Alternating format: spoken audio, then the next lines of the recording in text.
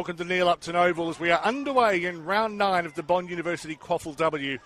We have the Maroochydore Roos at home at Neil Upton Oval in their traditional green and gold. The Moreton Bay Lions in their maroon, blue and gold. My name is Daniel Viles. With me is a local, and you can tell he's a local because he's wearing shorts. Riley Guest, how are you this evening? Yeah, a little bit cold, Daniel. I think it's only going to get worse as the game goes on.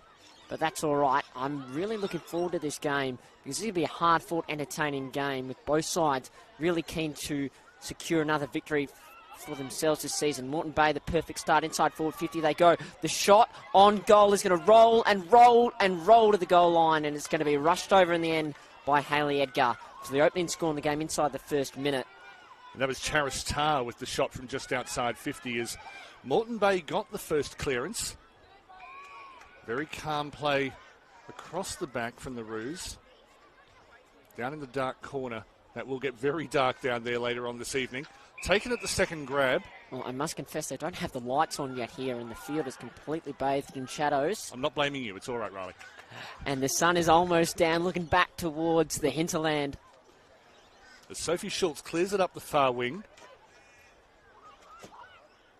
Bessie ball at the bottom, and kicked directly into Demi McCarthy. That's not the reason she came up from South Australia. Back to Molly Ferguson. Riley's got big raps on her. We'll hear more in a moment. Abby Rankin through to Marley Marshall. The midfield triumvirate tackled by Jess Davies. She wins the free kick on right wing for Moreton Bay. And gives the hand pass straight away. The Lions attack through the middle of the ground. Over the top it goes.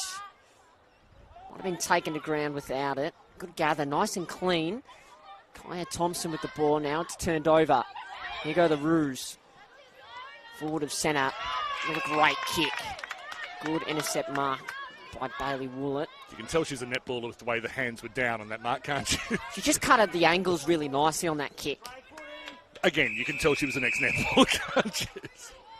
So that ball's gone out of bounds. So last touch. Yep. So out to Maroochydore in a defensive position. Haven't been able to get the ball forward of 50 yet. I've got that as number 7, but I don't have a number 7 on the team sheet. That's Rumer Cumberland is in number 7 for Maroochydore, and she's on debut. Eloise O'Connor thumps it towards the 50. Will just cross the mark for a stat.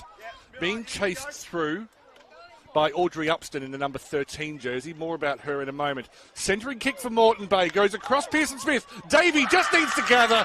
Jess Davey, the captain, is first on the board. We're in the 3rd minute here at Neil Upton Oval, and it's Moreton Bay, 1-6, leading Maroochydore, no score. Well, they've had all the play in the opening 3 minutes. They've had all the field territory as well, and the disposals have been really clean. You can tell the way they want to move the ball. They want to get it to dangerous spots in the middle of the ground and inside forward 50. The good thing about today is, these teams are currently 8th and 9th with 1 win each in the competition this year, and a lot of the play they've made this year has been reactive because they've been playing against sides who have older players, they're stronger, more experienced. Today they get to play proactive football. We get to see what their number 1 game plan actually is, and I'm really looking forward to it. And I think you've just made some good points about how Moreton Bay want to play. Yeah, especially on a big ground here, as Neil Upton Oval is. It is wonderful to just run and kick the footy, and you've got heaps of space. 16 on 16, the second half in particular, as Taylor McCosker wins the centre clearance and hits up her captain in Davey. She's 55 from home, no one in the goal square. Long kick. It's going to get to the goal square. Out the back, they've got the numbers. Mark was dropped off the ground. I think the kick went through left anyway, even though it might have been off Moreton Bay. Yeah, I think it came off. Pearson Smith dropped the mark, dropped it onto her shoe and then offline, but another point. And more forward pressure for the Lions. First year in the Bond University QAFLW. These two sides, obviously, well, this is the first time that they have met. Don't know if they met back in the old QFAW days, as Edgar's kick finds precisely no one. Stretching back to get it was Pearson Smith, and that has gone out of bounds just for a boundary throw in, about 51 from goal. Temperature probably, about 15 degrees at the moment. No wind, thank goodness. I have been blown off the commentary area in the past. That is one saving grace today, because if it was windy, I would be freezing. And at the moment, I'm just cold. So, the ball's gone inside forward 50 for the Lions. They've definitely been cleaner at ground level. They picked that one up, snap. It gains about 20, 25 metres before going out. Yeah, Benson just with a speculative kick to the pocket. No one on the end of it. So looking around the ground, I think Moreton Bay have got 2 spare behind the football. The Roos will have 2 spare at the contest. Actually, only 1 because... Eloise O'Connor's just been picked up. Yeah. They obviously heard you, Riley. Good coaching from the commentary box. As Pearson Smith, just running back from the contest, was brought to ground very heavily in a strong tackle from the New Zealand international Axel Oswald. Got a couple out there today. 3, I think. 3 or 4. After the Pacific Cup, which was held here last year. Or in Axel's case before. Moreton Bay working their way through the pack and then bit off a little bit more than they could chew. Needed to wrap up. I think that's Langmaid with the shoulder strap against Nod. It's Oswald. So Oswald will compete. In fact, Abby butchered.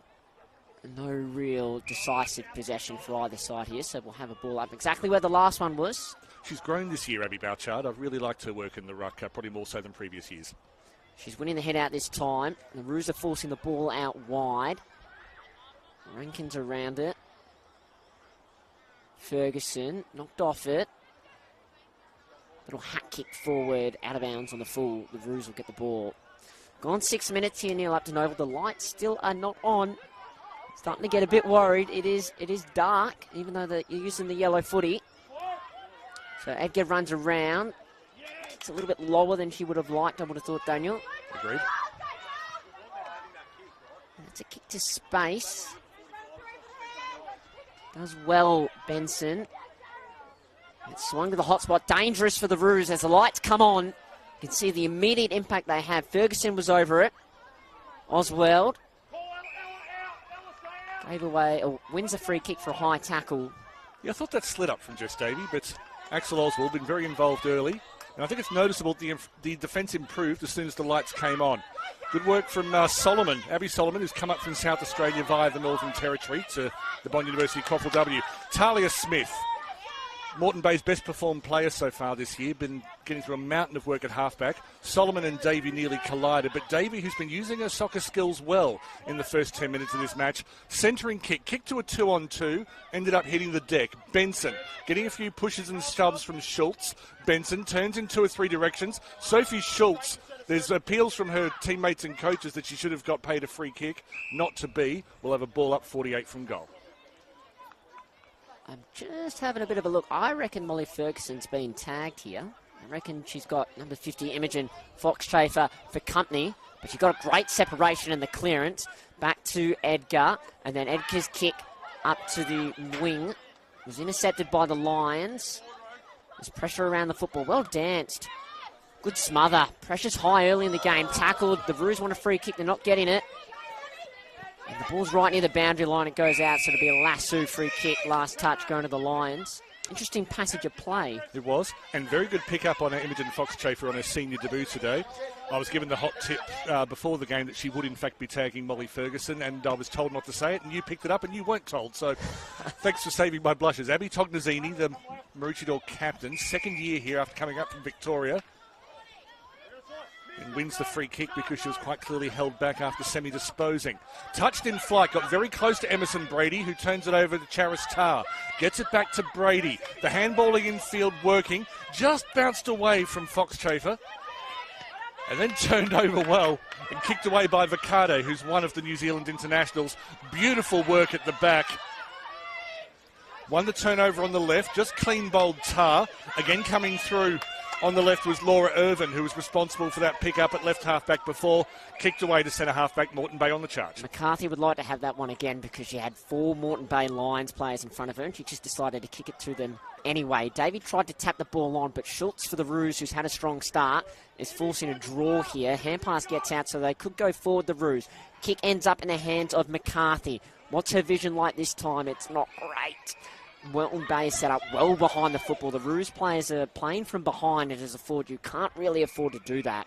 Now, plenty of space. We spoke about how big the oval is here. Touch on the ground. Might see a second one here. Don't see that often in dry conditions. The kick up to half forward is a nice one. Just went under it a bit too much, did the Lions player. Half forward now for the Lions. How's that free kick? Holding the ball. Good pressure from Moreton Bay. They've started this game very hot. Yeah, I think Oswald was arguing she got her right fifth to that ball, and the umpire said, I don't think so. At least not enough in time. So Moreton Bay outside the 50. Going for the centering kick. Was looking for the run of Tamer Rue, but very well cut off in defence by Lucy Massey, who's made a big impact since coming over from Scotland. Played in London, but from Scotland originally, from Inverness. Not able to clear the 50. We have no sunsets in Queensland. Someone just cuts a string and bang, the sun's gone. Nambour's show on this weekend as well, so plenty of activity around the town as Moreton Bay will get a free kick about 60 from goal, just for a little bit of pushing and shoving in the ruck contest. Ball accidentally thrown over the top. Time stopped. Emerson Brady goes and collects it.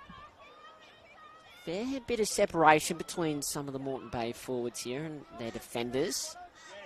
And this is the one. Edgar gave up a lot of space behind. Her opponent ducked in front at the last moment. It's Talia Smith, I think. In fact, I don't think I've got 13 on the team sheet. That's Upston. I've got an out-of-date team sheet. The Lions are doing well to keep the ball in play. Brady was tackled as she kicked. It's in a dangerous spot, and the mark on the juggle. Well taken, Pearson Smith. Been very involved early. And she's going to have the toughest of shots here. And she dishes it off to a teammate. Nowhere near behind the mark, so told to take it back. Last time I saw Grace Pearson Smith score on this ground, she was wearing a green jersey. One of 5 ex-Roos in the Lions side today. Can't see Ellen Hopkins on the team sheet today for the Moreton Bay Lions. As the kick again goes to the hot spot. No mark taken this time.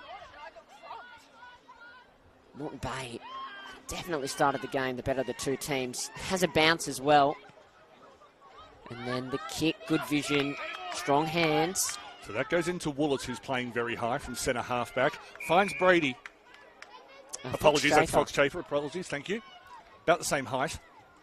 Fox Chafer has the high socks, noted. Woolitz, she will drive it up towards the hot spot. On the lead was Pearson Smith. And she'll go back for a set shot that, in most circumstances, you'd back her in. Too much space and separation given up by the Maroochydore defenders there. We spoke about how big the ground is, and even inside forward 50, and the Moreton Bay players are just moving around with ease. And the kicks have been really well placed, to advantage every time. A lot of them come from the boot of Jess Davey, who lands most of her shots, but it's all about Grace Pearson Smith. Looked sweet off the boot, but has swung left. Nothing wrong with the distance. 139 Moreton Bay lead. And of course, it's not like this big ground is a shock to Moreton Bay, because it's not like Red Rooster Park is exactly a postage stamp either. It's got a fair bit on it. They've definitely been the better of the two teams in utilising that space to their advantage. Yeah. So Edgar to bring it in. Runs a full measure and then drops in a nice kick to Olivia Waldron. Player of the tournament, the Pacific Cup, Liv Waldron. She wheels around on her right boot as well. The ball's right up against the boundary line. Lovely clean pickup. Good hand pass. Back to Slater. Kick doesn't go very far. Now we've got a bit of congestion. And as a result, we will have a ball up. Annika Williams with the signature mullet. One of 5 ex-Roos, as I say. We'll name them all in time. Good head out by Slater. Had a couple of moments these last 30 seconds. Foot race on. Tar gets it first. Runs back before getting it on her boot. She'll actually get the possession again. Seen a few 1-2s today at Neil Upton Oval. That's a much better kick inside forward 50, just over the head of Upston. And then two-person tackle results in a forward stoppage. I don't think the Roos have had an inside forward 50 yet this quarter, Daniel. They've barely had it inside forward half, really. So in the ruck contest, Pearson Smith, who has played a lot of ruck, I think she played there for the Lions Academy some years ago, knocked inside to O'Connor, who was probably the best for Moreton Bay against Southport last week. Moving through was Rue, trying to tow it through. In the end, yes, contact below. No, it's gone the way of Maroochydore. Kicking in danger. And that's a well adjudicated decision. So where was the kick? Because I was looking at on this side, and I thought it was a kick in danger the other way, to be honest. No, I think that's Tamia Rue. She went to soccer the ball off the ground. And as a result, it looked like she'd been legged, but the umpire had picked up the intent. Turned over, though. The shot comes in from about 35 on the right. It's going to be across the face of goal. Desperate lunge to keep it in by the aforementioned Rue. It'll just be a boundary throw in the left forward pocket. Good pick up, Riley. Thank you for the umpire explanation that I had to cut off very abruptly. Well, they're creating so many chances through their forward pressure, Moreton Bay. The Roos defence just does not have the chance to breathe at the moment. They really need to get the ball, or get some territory at least in the middle of the ground, and take some moments to realise that they're up. Yeah, they're right in this. Well, they're not right in this contest. They are in danger of falling behind in this game very quickly. There's Roo, small forward, tries to wrestle it out, can't. 15 minutes gone here at Neil Upton Oval. Just the one goal, but Moreton Bay have had all of the play. They lead by 9 points. Roo has a shot on goal. How's it bounced nicely? Little leg break. Second goal for the Lions. Tamer Roo been dangerous this last 2 minutes. She's been involved in the last 2 clearances in that time. Got to the dangerous spot. The kick was pretty good, and she got a fortuitous bounce. I'm going to call it an outswinger rather than a leg break, but that is so not the important point. That is wrong sport for a start. It's been interesting in this quarter because the Moreton Bay have definitely been utilising their tools, mainly Pearson Smith up front, a couple of others as well.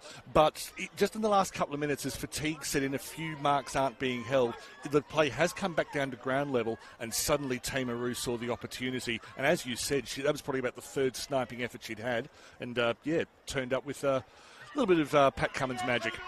As Maroochydore finally get forward of halfway, but go without it. Turned around by Eloise O'Connor, the much-travelled centre, and a good mark taken by Oswald, intercepting. She's 3rd on the list for spoils in this competition this year. Didn't quite turn it around. It was intercepted by, I believe, Woolett coming the other way. Back to O'Connor. She presses repeat, again taken by Oswald. I've just had a deja vu. Having their own private game at the moment. Oswald takes off, takes a bounce immediately, gets around a would-be tackler, and now can they go inside forward 50? The Roos, they can't. That kick, not the best, cut off by Ebony Otto. She looks to move it wide immediately. Every time they've forced a turnover at halfback, this is what the Lions have done. Tar, out for a runner again wide. Gilliland's chasing, forcing the ball out near the boundary line, but not over. And we'll have a ball up. Centre-wing far side here at Neil Upton Oval. Scored last week against Aspley, Lily Gilliland, and she's been productive in goals this year. No, she's playing a little bit short to be a classic key forward, but she's got the physical strength, which has worked well. Just a handball over the top. That came through from Kim Armstrong, who I believe is the only left-footer on the field, which is disappointing. I'd like to see a lot more left-footers. Don't ask why. Tackled without the ball, and the umpire has had to make more difficult decisions than that today. So the free kick comes back to Tiana Anderson. Made her senior debut back in round 1 against Morningside, and looked very much at home straight away at senior level. Looks inside. Pearson Smith underneath her, but she was a stationary target. Oswald was a moving one. O'Connor swept at the back. Handballed to no one. Maroochydore have done well at the back, and then just brought to ground was Langmaid by her opposite number in Davey, and that'll be a ball up on the edge of the square. Smart tackle, because so easy to give away a free kick by going high or going with the sling and the head hitting the ground first. Oh, you've just described just Davey, I feel. Smart.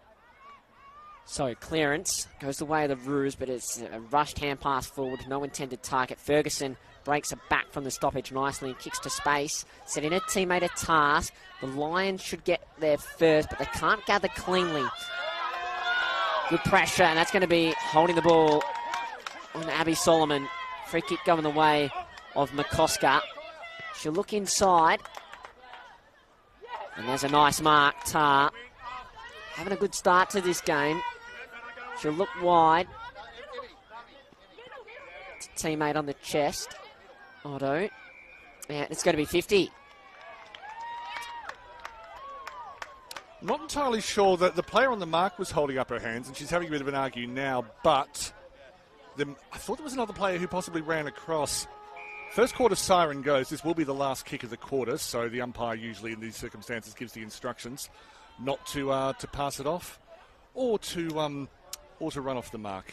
So Ebony Otto, who played for many years here at Maroochydore, has the set shot. She'll kick from about 25 out, almost directly in front. Otto skips in and gets her first of the day. A perfect first quarter for the Moreton Bay Lions. They've had to travel up the Bruce Highway, and from the very first moment, they have been on song. Sorry, it's Laura Irvin. That's my fault. I sold you up the river there. They've come with a game plan. You spoke about both teams being able to play their own game and take the initiative as opposed to being reactive. And the Lions have done that to perfection, Daniel. So it's quarter time here at Neil Upton Oval. Moreton Bay 3-3-21 leading Maroochydore yet to score. Goal scorers so far, Jessica Davey, Laura Irvin and Taima Roo. We're going to take a break, but please do join us in the second quarter for all the action here.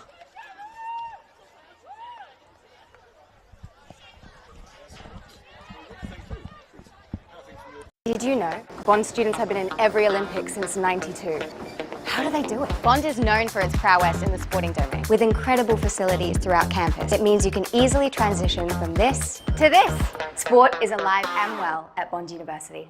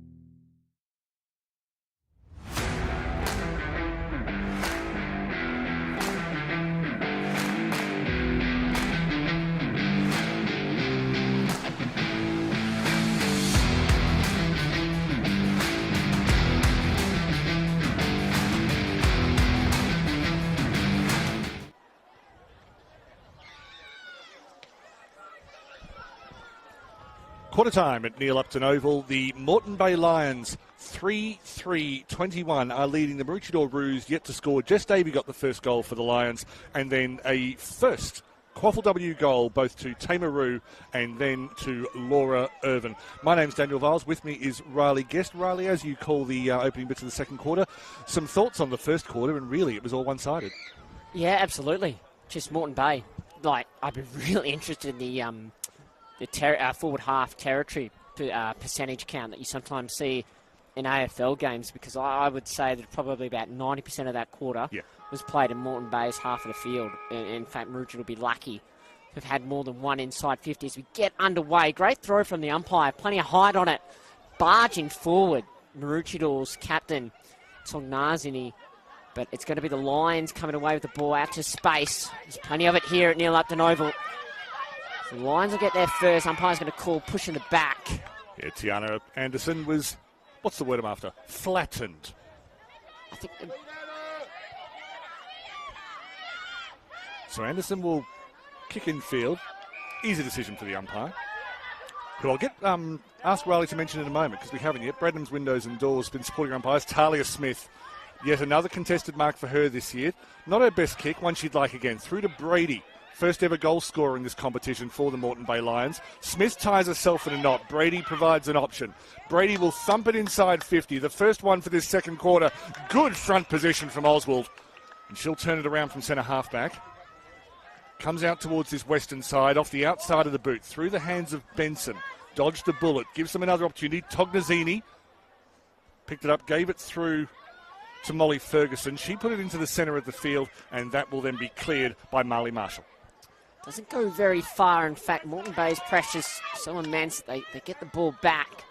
Not going anywhere quickly, though. It's almost turned into a rugby ball here. It is the multi-sports complex. The umpire put his whistle to his mouth, didn't play a free kick. Ferguson was stripped of it by Davey inside forward 50. Again, go the Lions. It sits nicely. Nice little finish there.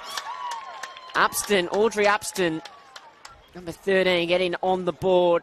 That's the fourth goal for the Lions. They are on fire, Daniel. Let me tell you about Audrey Upston. 2022, she played for the Moreton Bay Lions when they made the grand final in the QAFLW Division 1. Lost to Service Paradise by 2 points that day. She was leading goal scorer for the season in that competition. Then she just disappeared for a couple of years, went out and lived in central Queensland, and then apparently a couple of weeks ago just turned up at training one day. Shane Dawes said, I remember you can kick goals. You want to come play for us? And so she's had a couple of weeks to get her fitness back. And now she's scoring goals in the Bond University QAFLW. Indeed, she is. In fact, I'm looking at the scoreboard. I think we might be missing a goal for Moreton Bay here. The scoreboard's only got them as having 3. I've got them as 4. As long as Fernando's all over it, then everyone's fine. Maroochydore inside forward 50. A rare occurrence so far. It comes out just as quickly as it went in. There's a Moreton Bay player, in fact, down in the middle of the field. I'll have a look. Jasper Jordan's kick for the Roos, actually. Sorry, Abby Butchard trickled out of bounds. So it'll be last touch. That's Tiana Anderson by the look of it. She's clutching her right knee. And if I say she's in tears, that's no disgrace. So Laura Irvin will have the ball. Plenty of instructions coming from the Moreton Bay bench. Irvin looks inboard, hangs the kick in the air. No one got a hand to it. Ferguson a chance, runs away, has a bounce, gets to 45, kicks it out into the pocket.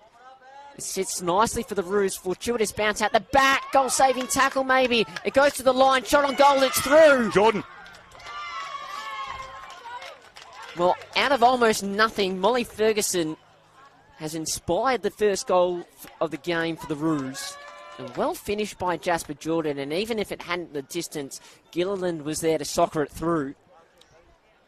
Just got enough on it, Jasper Jordan. She's played a lot in ruck, as you could probably imagine just by her build, but been moving forward a lot more this year. That's her second goal of the year. Got one against Yeronga on Anzac Day. And a good presence around the ground, just for general size and menace, apart from her skills on top of that. What I really liked from the Roos there was that was a rare mistake from the Lions. They've been almost flawless in this game, and they pounced on it immediately. So even though they are 21 points down, they can get a couple of centre clearances and just start to turn the momentum a bit. They could get right back into this contest. Tozanagi tried to go off the ground. There's been no disposals, but the ball's gone to the betterment of 30 metres for the Roos. Great pick-up by Langmaid. Although the kick maybe not the best. She's following it up. Going to take the fend off. That's almost holding the ball. I would have thought no clean disposal. But Brady composes and finds a target. And Slater here on right wing. Played a bit of ruck last week, but also began the game at inside mid against Southport. So one of those unicorn players. And the commentators curse strikes of Ella Slater. That is entirely my fault. Comes back to Langmaid. Bringing the changes on the boundary. Abby Rankin comes back into the fray. First head-to-head meeting between these two. Langmaid towards the 50. Front position was held by Otto, who didn't score the goal before. That was entirely my fault. Talia Smith shut down. They've paid attention to Talia Smith because she's been the clearance queen this season in terms of clearing from defence. Hits on the knees, so it was Mahalia Johnson. Another inside mid who can play forward. Goes ahead of Davey, trying to combine with Benson. Benson got the fumbles just as Davey was looking to get the handball received. Flattened in the middle was Ferguson, just ran into a bit of heavy traffic. No ill effects. Vicado. Vicado not with the best kick. Goes up towards where square meets arc. Put through to Rankin. Good closing tackle by Charis Tar. Kicked off the ground by McCarthy. Just beats Gilliland. Gilliland regathers. Gilliland will shoot from about 25. Misses everything in the end. Yes, in fact, and while we've got a brief pause in play again, as you mentioned, Daniel, thanks to our umpire sponsors in Bradham's Windows and Doors in the field, it's all local talent today. Rowan Briggs and Lachlan Prentice, you'll be able to differentiate them by Briggs wearing the cap. Boundary umpire Samuel Chatterton and Finley Clarkin in goals, Darcy John Kenobi and Graham Chatterton. So, Moreton Bay moved the ball very quickly up to half-back. A nice long kick. The mark couldn't be taken by Irvin. Now it's on the ground. And umpire Briggs is going to call holding the ball. So, free kick Maroochydore. And an opportunity. They definitely turned the game around in the last 5 minutes or so. So, Massey, they just need a clean sort of look.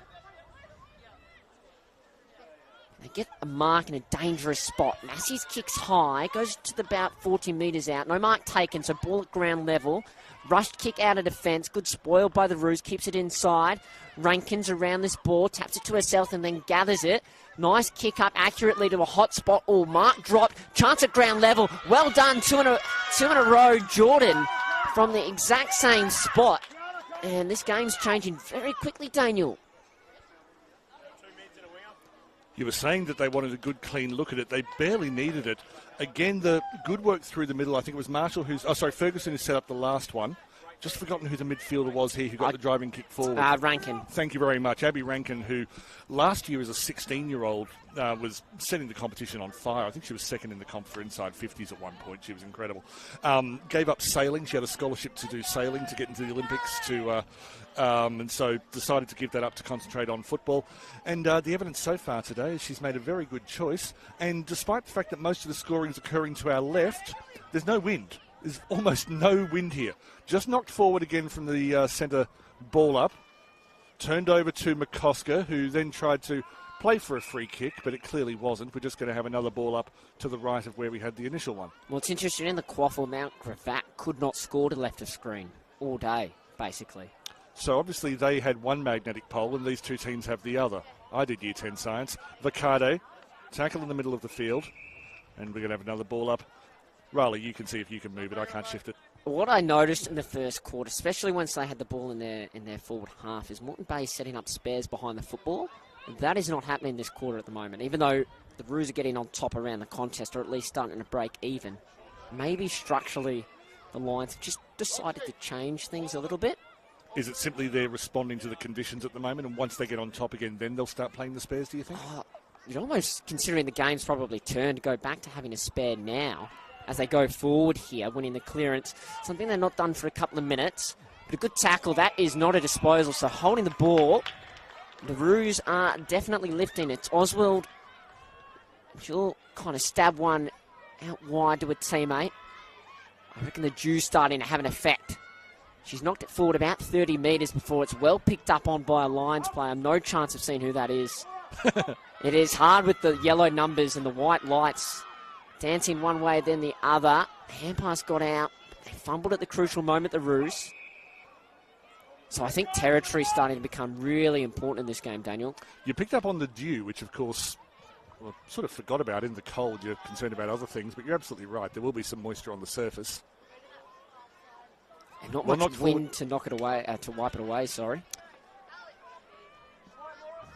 You're right. So just gathered on the far side. O'Connor put the tackle in, and then a dangerous tackle is called. So Maroochydore just getting a few free kicks in a row. That's just a fact of the match and not suggesting the umpire's doing anything untoward. Liv Waldron below the scoreboard, which, as you noted before, is a goal behind to Maroochydore. The goal umpires are meant to meet and sort that out at the end of every quarter, so we'll see how that happens. Talia Smith clears, good vision at the back, plays across field looking for another ex-Roo in Kaya Thompson. The handball wasn't great. Gilliland saw an opportunity, knocked back in the path of a couple of Roos, trying to get it back to McCarthy, eventually got there. I think the umpire was blindsided, possibly could have let that play on had he was in the correct position, just on that occasion there was a disadvantage to him because he was on the far side. No, absolutely spot on there, Daniel. I tell you what, the Lions almost inviting a bit of pressure with some poor disposals in their back half. From the clearance, the Roos went forward, and the Lions have worked it up to about 30 out. Hand pass was intercepted by McCarthy, and her kick setting up eventually actually bounced through for a behind. So first behind of the game for the Roos. I think there were more shepherds than sheep there. There were a few players just trying to keep other people away from the ball, and had that ball taken a weird bounce, could have looked rather embarrassing. So Moreton Bay to play out through Talia Smith, who then centres the kick through the hands of Otto. They all fall down around it. Well extracted by O'Connor. She's got incredible strength, as we've seen for many years now in the Bond University QAFLW and the VFLW. Knocked forward by Tiana Anderson. So if it was her down before, so good to see her back on the field. Try to get an update a little bit later. Benson was pulled off it by Schultz. That was allowed to continue. We will just have a ball up on Moreton Bay's right wing, just behind the left centre wing for Maroochydore. So the ruck duties or honours are even that time. Well picked up by McCosker. Kick went the bare 15, but no one completed the mark, and that one's off the side of the boot. Chance for the Lions now. Inside forward 50, Tar. Roos back there first, got the numbers. Schultz, good pick up, good hand pass. Well handled by Edgar. And her check side kick to her teammate doesn't quite work out. But they cause the rebound. And then McCarthy competed. But a good kick by Otto, a smart kick. Inside forward 50, they'll go courtesy of Tar. Davey, long shot from 45. It'll bounce in the goal square. It'll bounce up straight. Her teammate will run onto it. Is wrapped up in a perfect tackle. That is a goal-saving tackle from Hayley Edgar. She got the lucky bounce, but you're shaking your head, Daniel. Oh, no, I'm just shaking my head in wonder. Hayley Edgar, absolutely wonderful performance. Front of the goal, knocked back. And Maroochydore, thanks to Edgar, have been able to knock it clear. However, it has fallen into space. The shot comes in from Charis Tar. Still loose. Over in front of the behind post, trying to knock it to advantage. Somehow, Jess Davey with the outside of the boot. The run before that, I think, came from Tamar Roo. Tried to get onto the outside of her own boot, couldn't find it. Saw Jess Davey in position. Either way, the right side of her right boot was employed gainfully in the end. Jess Davey has her second of the night. Just great goal sense. Knew that the kick needed to be a check side on the outside of her right foot, Davey. Maybe I might be being a bit critical here. I thought Maroochydore should have killed that ball and rushed it through for a behind. It was right up against the goal line. Just killed a bit of time, take the behind, get the ball back. Instead it was kept alive, and as a forward, that's what you want. Umpires have been a bit stricter on that sort of thing in this competition lately, so possibly a few past experiences were playing on their mind as the ball up ends up being a ball down. Tognazzini, the captain. Riley, if you're struggling with that, her teammates just call her Togs. You can use that. Inside 50 from Maroochydore. Waldron. The tackle slid down to the legs. I have seen that called this season, but not on this occasion. Back inside 50, Gilliland. Just lost that in the lights, I suspect, but they've managed to retain possession, and then the high contact free kick is given as the defender fell over the tackle. Lucy Massey with the ball. He's going to give it ball to Ferguson. It's holding the ball. It wasn't a great hand pass. It was Demi McCarthy, in fact. And from the moment she fumbled it, she was under pressure. So a great 1-on-2 win there for the Lions. They lost the momentum early in this quarter. They definitely pulled it back the last few minutes. They love to go wide today, and that's what they do with this kick. Oh, well picked up. Schultz almost threw it up. They had to follow up on the tackle, couldn't stick it. Hand pass away in the nick of the time again, the Lions. Ferguson tried to tap it one-handed, couldn't gather it. I think they're due with the congestions having an effect here. They move the ball up the Roos, almost in an ugly sort of fashion. Territory's the name of the game at the moment. Anderson does well, forces it out. Solomon helps cause a stoppage. About 65 out from goal. So Abby Bouchard in the ruck. Tried to get it back to Ferguson, but Moreton Bay had her well covered. She's been well covered. She's almost had no chance to get into space at all today. Well, if you've seen her play for the Academy, you'd know. And, of course, Shane Dawes is a former Academy coach, so he would have known all about Molly Ferguson. As his side wins a free kick to Kaya Thompson. Another ex-Roo and ex-Lions Academy. And then just turns it over straight away to Tognazzini. Just pronouncing it the way her family does and the way her teammates do. Gilliland went flying, came without it. Just went past it was Irvin. Completes the tackle, but the umpire will need to restart proceedings. So 16 minutes gone. 2 goals apiece this quarter. Might have a little bit of a time on. A free kick going the way of the Roos. And that's to Ferguson for a hold. It's what can happen if you pay close attention. If you're ill-disciplined, that can happen. Good vision, in fact. Run around, play it on, and the mark going back with the flight of the footy. Well taken, Olivia Waldron. And she'll have the chance to add her side's 3rd goal of this quarter. And as befits a New Zealander, marking the kick almost rugby union style. Going back the old-fashioned way, setting the mark. Waldron now from 30 out. The kick had the distance, no problems. Just the accuracy, the issue. So behind to the Roos. 2-2-14, Moreton Bay 5-3-33 as we enter time on in this second quarter. It's flown past. Talia Smith, maybe not as effective tonight. Maroochidore's done their homework on her clearing kicks from defence. Tar with the handball out wide. It's going to be turned over. Schultz done a few good things in the last few minutes and then was pulled off the ball. So that's, again, an easier decision for the umpire to have to make. Umpiring's been very good tonight. Did Rowan Briggs tell you to say that before the game? No. I know Briggsy. He is a good umpire, but... so is young Lachlan Prentice. Indeed. So Schultz will go deep inside 50. Came off the boot well. And the strong presence in the middle of the contest. Billy Misson, who started a career as a defender. Thank you, Riley.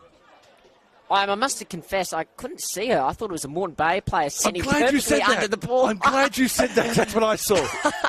So Billy Misson, about 25 out.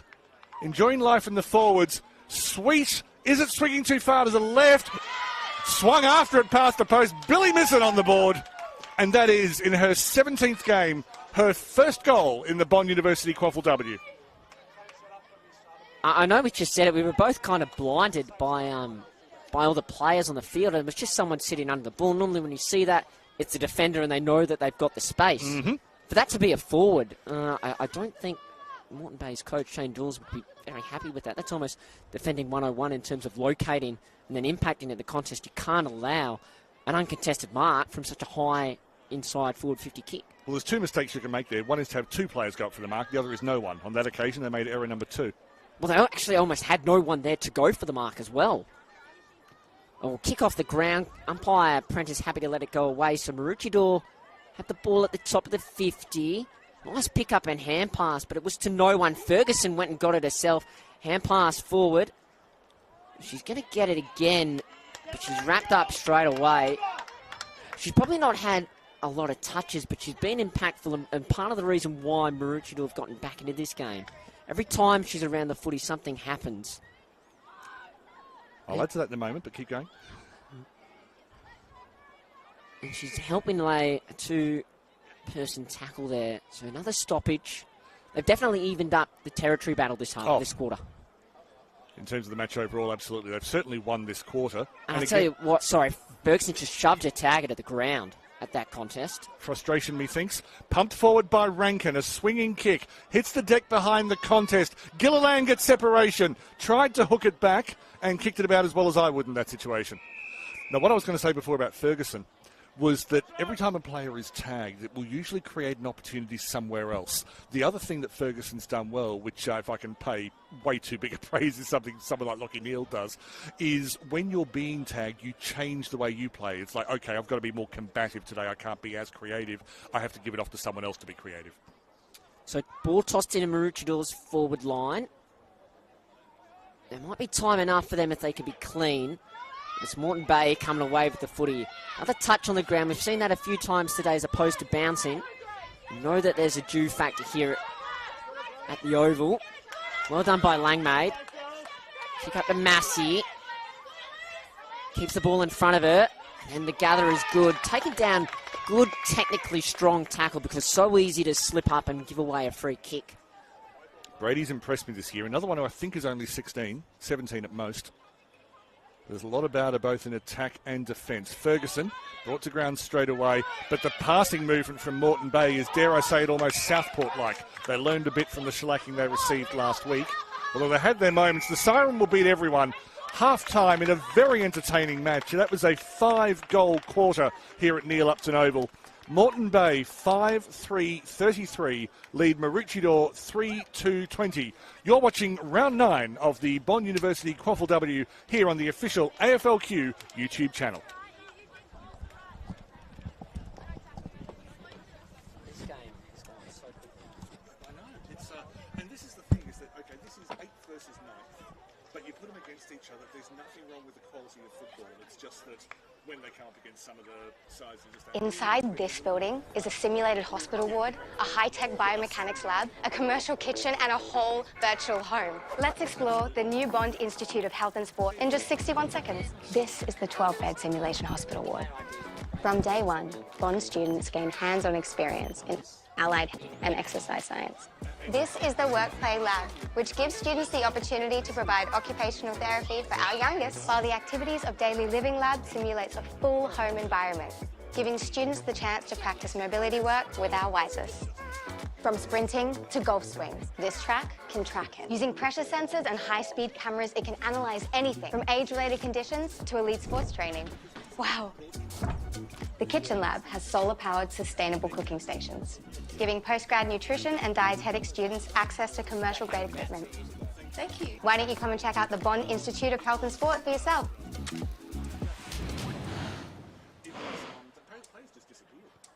Did you know Bond students have been in every Olympics since '92? How do they do it?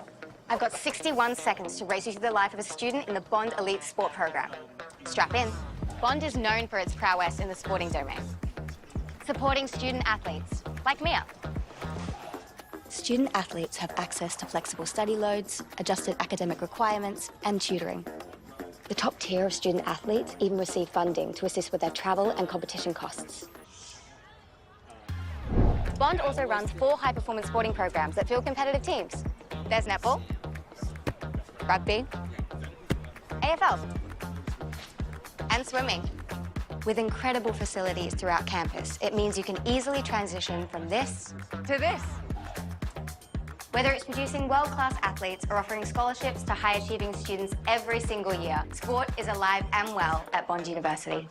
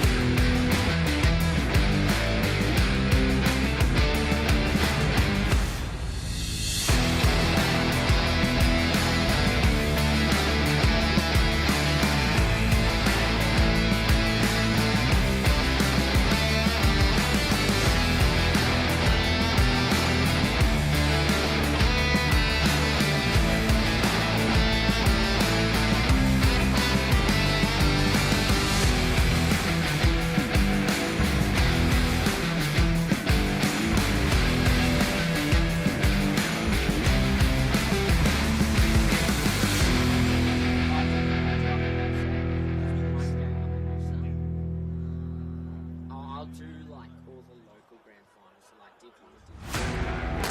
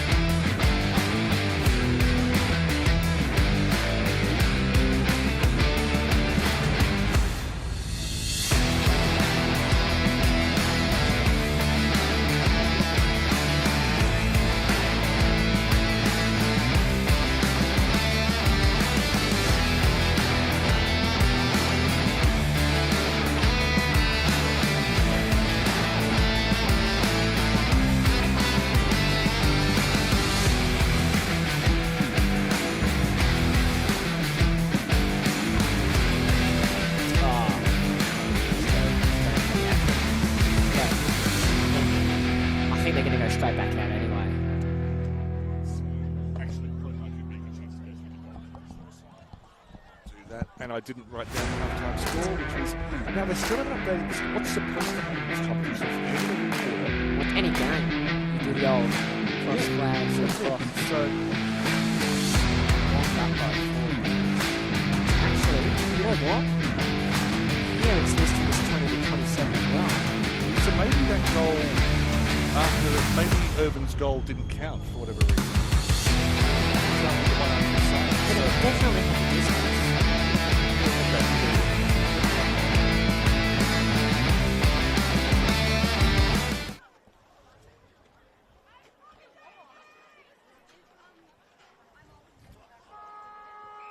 Welcome back to Neil Upton Oval, third quarter. This is round 9 of the Bond University QAFLW. Moreton Bay leading Maroochydore, and we believe the scoreboard may actually be correct, and one goal that we thought Moreton Bay had scored was not credited. So we're trying to get some confirmation on that. So at this stage, it looks like Moreton Bay by 7. Maroochydore will get the first free kick of the third term to Liv Waldron. My name's Daniel Viles. You'll hear from Riley Guest in just a moment. Handball to Molly Ferguson. She will go inside 50. Goes out wide and is marked by Abby Solomon. Riley Guest. So Solomon, 55 from home. Good kick. Gilliland in front. She's worked nicely into the game. Had a shot, or a rush shot on goal before half-time that skewed wide. But she's looked lively and dangerous. And as a forward, that's what you need to be. She was a sole goal scorer last week, and I know she's kicked a couple of bags of 2 throughout the year. 45-degree angle, perfect, looking for the perfect start for her side. Gilliland, pink headgear, pink boots, kick away to the right. Just behind. Just the one bag of 2 this year, so she's gone 1, 1 and 2 in her goal scoring, 4 for the year. Plays as a bit of an undersized key forward, you were saying. Correct, mainly with her strength. They're missing at the moment their Tasmanian import, whose name just escapes me, as it's turned over to Molly Ferguson just outside the 50. A rare passage of play at the northern end of the field, and it's marked by Abby Solomon. Molly Ferguson has had 3 kicks in the first minute and a half of this quarter. Finding a way to break loose. And Abby Solomon looking for a way to bring Maroochydore back into the contest. Marked on the line. That is a superb defensive mark taken by Bailey Woollett. Comes out wide. The mark was definitely better than the kick. Turned over. Lucy Massey, I think, kicked it into a teammate. Kicked on the line, towed through. There's celebrations. Waldron. It looks, I'm struggling to identify who the kicker was. It looks most likely to be Liv Waldron who got the boot to the ball. If you're watching on YouTube, if you hit the left-hand side of the screen twice quickly, the double tap as it is, you'll be able to go back and watch who it was. But I believe it was Liv Waldron who has scored first for Maroochydore in this third quarter. And that was just a goal brought about by forward pressure. Right, we're trying to work out it looks like scores may actually be even now at 4-3-27. We'll have to check this at three-quarter time. That's going to be the best way to do it. As we go back to the middle, the Roos with all the momentum at the moment. Marshall couldn't get a clean disposal from the clearance, so the Lions do well. That's a solid hit. That's a really solid bump by Ruma Cumberland. Davey off the ground, gains about 30 metres. It's been an effective way of moving the ball forward for both sides this evening. Hand pass towards the boundary line. Inside forward 50, this ball will go. But no clean disposal for the Lions. A lot of players around the football now. The tackling's been a strong point for both sides tonight. Just on the score, it looks like the official score is that Moreton Bay were only 2-3-15 at quarter time, which means they have not credited the goal from the 50-metre penalty after the siren. So an interesting one, that I might go down and find out what happened at three-quarter time. Yeah. But back of the action, the ball's moved about 30 metres closer to goal. Well, in terms of width for Moreton Bay, it's a much better spot to be attacking from than 2 metres out from the boundary. Davey, another kick off the ground. 2 very effective ones from her this quarter. Upston's around. Bit of soccer being played. Ferguson's broken free. Going to get the hand pass again. She's definitely broken free of this tag that she's had in the first half. Of her 4 kicks this quarter, that's definitely the worst. It's resulted in a turnover. Back towards the line. That's Edgar. It was Charis Tar with the shot on goal, and well taken by Edgar, the fullback, who's been impressive today. Oh, Schultz, what a tackle. That's a goal-saving tackle, Sophie Schultz. She's tackled really, really well today. And wastes no time going across the field. Unsurprisingly to Ferguson. Runs a full measure, kicking in the middle of the ground. Should be coming back. Well marked. I believe it's also, although I've made that mistake, yeah, also a bit shorter than Irvin. Looks similar. Goes inside the 50. Pearson Smith got too far underneath it. Schultz was the best positioned. Oswald will clear. Not her best kick. Taken by Anderson. Tiana Anderson handballs to Davey. Davey runs in the space. The slalom runs through the middle. Tamaroo hits the ground. Needs a bit of space. The handball goes wide. The snap around the body didn't have a lot of strength on it. Ferguson in with the tackle. And there will be a ball up in a very, very handy position as Pearson Smith was last to get up. Plenty of I think more players nominated than there were ruck positions available. Pearson Smith goes back, only found Ferguson. Volleyball breaks out, goes back towards Oswald. She kicked it off the ground. It was perilously close to the boundary line. Obviously didn't cross it on the full, which was the call I was half expecting. Boundary throw in. Again, Moreton Bay on the attack with scores possibly level, possibly they're leading by 6. Do have confirmation of the last goal scorer is in fact Demi McCarthy. Thank you very much. South Australian, not New Zealander. So Moreton Bay works out to Davey, shot on goal. I think she's kicked it. Has. That's a great goal from Jessica Davey off one step. The kick from 30. Too easy from the clearance. Just clean hands, no pressure from the Roos.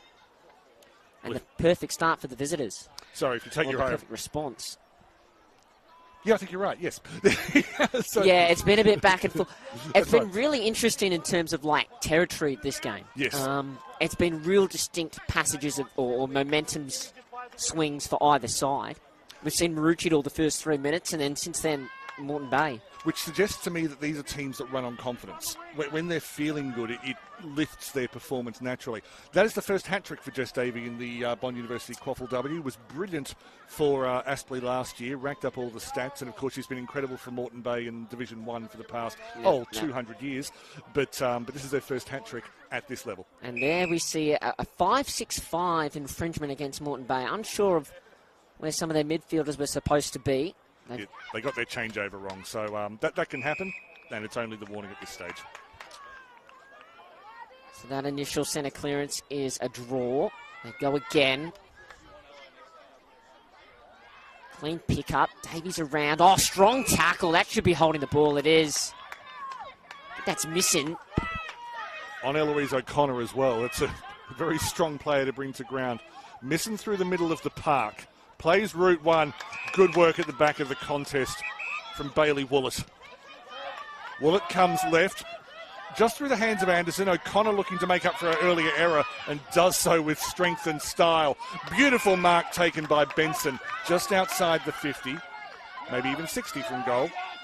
Has a run on her left from Slater. Spots up a player beautifully just on the 50. Davey not able to mark it. Is able to break away from the contest. Kicks from 45. On target. Off hands. Needs another intervention. Players on the ground. Kicked by... goes into the forward pocket area. Still hasn't gone through. Still on the ground. It was Upston who had the shot just before. Tackled on the ground, it's rolling. This is the most bizarre passage of play. It almost looks like they were waiting for a sculptor to come along and to pick them. And in the end, it's called a minor score, almost rugby union style. So the margin at 7 points from what we know. Schultz had a good game. Runs a long way and kicks it even further. Missions around it. She was the one that stayed down and ended up with the ball. Nice little hand pass, and the kick into space will work for the Roos. Good gather. Solomon to the top of the 50. The ball gets out the back for the Roos. Jordan's kick 2. Bounce isn't nice to her this time. So Quilliam went and got it. Jordan affected a smother. And now the tackle, and the umpire, Briggs, says that was held to. It's going to be a ball up about 35, directly in front of the Roos goal. Good recovery before from Quilliam. Charged the first kick, went past it, went back around and was able to make up for the error. So Solomon, her kick found Gilliland, tried to break the tackle, got a hand pass out in the nick of time. Rankin's over it, knocked off it, pushing the side. It's Davey, tackled and stripped of it straight away, and then wins a free kick for a hold. So just a moment of losing their composure, the Roos. Well, game's on the line and Jess Davies steps up. I've said that before. I think Waldron was the offending player, giving away the free kick. No, she plays at 100 miles an hour as well. So a bit of stagnant, just waiting for the perfect option, and it never came. So Davey decides, well, it's not going to be in that postcode. I'll try this one. Picked her out superbly. And the mark itself was pretty special as well from, I believe, Charis Tarr, or possibly Taylor McCosker. Up the right wing. They're just starting to find their targets, Moreton Bay. Not able to hold on that occasion. Oswald coming back the other way. Working hard through the middle was McCarthy, who scored the previous goal, which was the lottery on the ground. Good work at the back from Talia Smith. Held her feet, ducked underneath two tackles. Got the handball through. O'Connor with a strong tackle. Play on, was just knocked up off the ground, went through Woolett, who looked lackadaisical because she thought play had stopped. Thompson's handball turned over to Vicade of play from all 32 players on the ground. Moreton Bay structure defensively, those spare players getting back, and it's just starting to make things a bit harder for the Roos, forcing them a bit wider. The ball's at the top of the 50. Very clean possession. Got a couple of solid bumps. Massey over it. Wins it. Somehow fiddles out to Rankin. Hand pass again away in the nick of time. Massey following up. Hacked, rushed kick forward. Boundary line the winner. The Roos won't mind that. They'll have a ball in. Top of the goal square. Now Ferguson's still on the bench here. She's just waiting. And it might be Rankin coming off the field. Just clutching the, is it the shoulder? Left shoulder, yeah. Definitely holding it. It is Rankin. Was smashed in that tackle. Chance for Ferguson to get back on the field. Had an electric start. Oh, might have got away the Lions without giving away a free kick for a hold in the ruck, and then a free kick for high. Waldron, again, the offending player. Brady with it? It is Brady. So Brady switches the play out to the right. It was a 1-on-2, but the one was O'Connor, who's usually a reliable target. Played for the Defence Force team as well. It's taken her up and down the east coast of Australia. Just looking at the Maroochydore bench, I think Rankin's okay. Moving that shoulder around. Good observation, thank you. Brought to ground just over in front of the women's change rooms, which are much nicer than the men's change rooms, it must be said. And the umpires' rooms there as well. Only the best for the men in line and the women in line. Maroochydore win it just outside the 50. Gets knocked away from Ferguson, seeking a piece of the action, which I was about to say it's Lee Redpath's instructions. He doesn't need to give that instruction, I don't believe. She's back to being tagged, or she's got debutante Fox Chaffer for company. Oh, gathers that so well. She had one hand on top of the ball, and then in a moment had been able to flick out a hand pass. Hacked kick forward, works out inside forward 50. It's Marshall, shot on goal to the goal line, but working back nicely. Woolett, goal-saving mark. Now they love to go wide from defence, the Lions, and they do. And it's gone out of bounds. Not the best result, not the worst result. No, Woolett did the first part right, but she loved the second part again. It's Woolett and Edgar who have been the goalkeepers for their respective sides tonight, and they've definitely kept the score down. So nearly 14 minutes gone. Still a few minutes to time on. It's been the lowest scoring quarter of the game so far. Lions roved it well, but no clean possession. It's definitely very cool here at Neil Upton Oval as the Lions clear. Talia Smith, you can tell by the distance. So John Frodo was the first there, but couldn't get a clean possession. So the Roos have the numbers Well, it became a 3-on-3 in the end. Yeah, they worked back well. The Roos actually have dropped a couple back spare, and the Lions are bringing a couple of changes to the bench, through the bench. It's quite hard to do when the player's on the far side of the field. Although sometimes it can create opportunities if you've suddenly got a player in space because they've just run onto the field. Moreton Bay working their way forward. Pearson Smith came from the back. It nearly bounced well from Mahalia Johnson. Crawled her way through, not able to get there. Pearson Smith got to the ball and then hit the deck almost as though she was worshipping it. And there will be a ball up about 35 from goal.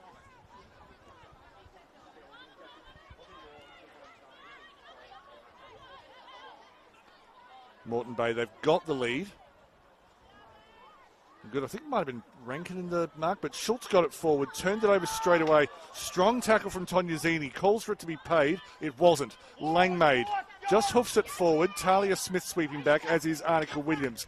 Williams lives for the body contact, and she will cause a ball up just in the middle. Well, pretty much where ball ups are born. So, Butchard can't get the head out, but Ferguson the clearance.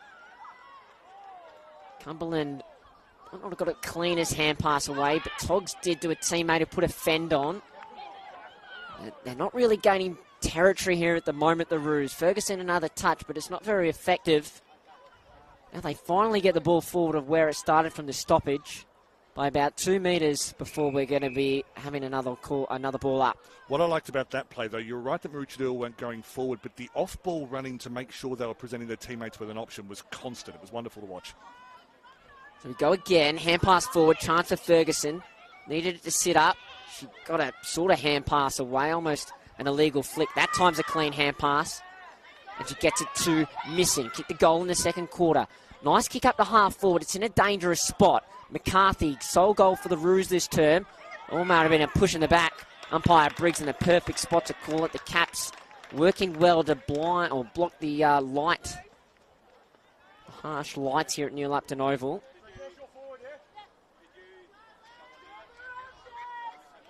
So it's Waldron.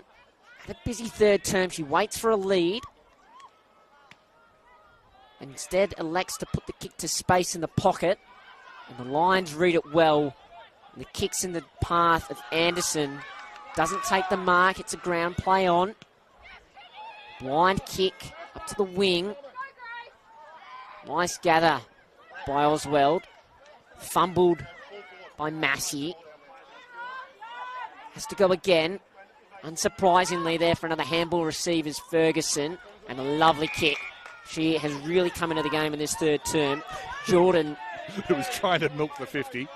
And God bless her for trying. And in the end, the charge down from Anderson.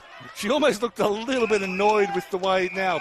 Lasso? No, not a deliberate touch out of bounds. But Tiana Anderson, what a beautiful comeback. Just a bit of football IQ there from Jordan, just to push back a bit further on the mark. Yeah. So the see it happen all the time, all levels of football. Indeed. But something that a lot of players who have come to this game from other sports, it's just one of those things where it's like, oh, I've got this massive field, I need to use more of it. Just came off the back of the ruck contest. Tackle is strong from Upston. Just having a look around, I reckon Moreton Bay got 1, 2 extra numbers at this contest because Maroochydore got 2 set up behind the football, 1 guard in the middle of the ground. There's Massey. Yeah, it's Gianfrio in the middle of the ground and Oswald just hanging back off the contest. And, of course, if it goes out to Oswald, she's got the option of thumping it long, but she's also a great distributor and can find teammates further upfield. Butchard wanted to hit it to Ferguson. Instead, the Lions with the clearance. Their hands have been so clean, and a hand pass to the running Davey sends her side inside forward 50. It's Edgar versus Upston. And the Roos have support first, but Upston's been so clean. Kind of knocked out. Umpire says play on. It's top of the goal square. It's rolling towards off the ground. It's a goal. Pearson Smith. A brilliant finish. Kind of like some of the Tim Cahill highlights I've been seeing lately because the Socceroos have qualified for the World Cup. That's 2 in a row to the Lions. Pearson Smith, her first of the night. And they just get a bit of breathing room as we move into the shadows of three-quarter time here, Daniel. And Pearson Smith really deserved to be on the end of that goal, because you remember when it started out here sort of just forward of left wing, it was Pearson Smith who gathered and played a very slick handball out to the rampaging Jess Davey outside her. From there, she actually made quite a leisurely stroll up towards the goal square while Davey and co did the work on the left-hand side. But her work to begin, she's a very good linking player, Pearson Smith. I think sometimes because of her height, she gets pigeonholed in the key positions, but she's more than that. You love to see players being rewarded when they've got a high level of work rate, and that's exactly what's happened. Ferguson laying the tackle, and Windsor holding the ball free kick as the siren goes to signal three-quarter time here at Neil Upton Oval. A really entertaining clash in the Bond University QAFLW. We've got Moreton Bay 6-4-40 travelling up the highway. They lead the home team Maroochydore 4-3-27. We're going to have final quarter action of this brilliant contest in just a few minutes, so please do join us then.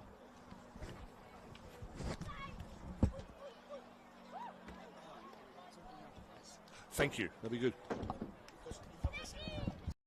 Did you know Bond students have been in every Olympics since '92? How do they do it? Bond is known for its prowess in the sporting domain. With incredible facilities throughout campus, it means you can easily transition from this to this. Sport is alive and well at Bond University.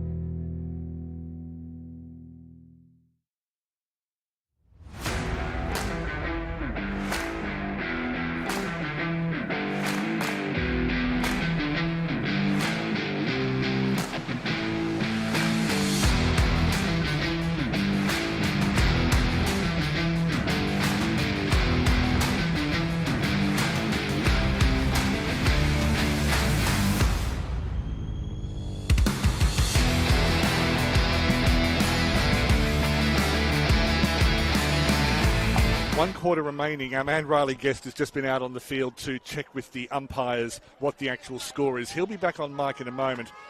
So I'll begin the 4th quarter for you. My name is Daniel Viles, and we do know that Moreton Bay is leading by 13 points, possibly 19, although the fact that the score has not been updated on the scoreboard suggests to me that it's us who has to adjust our score. So it looks like the goal that we thought was scored after the siren in the 1st quarter. In fact, I'm going to shut up and let Riley tell the story once this piece of play breaks down, because Maroochydore have the ball in the middle of the field. They've thumped it forward inside 50.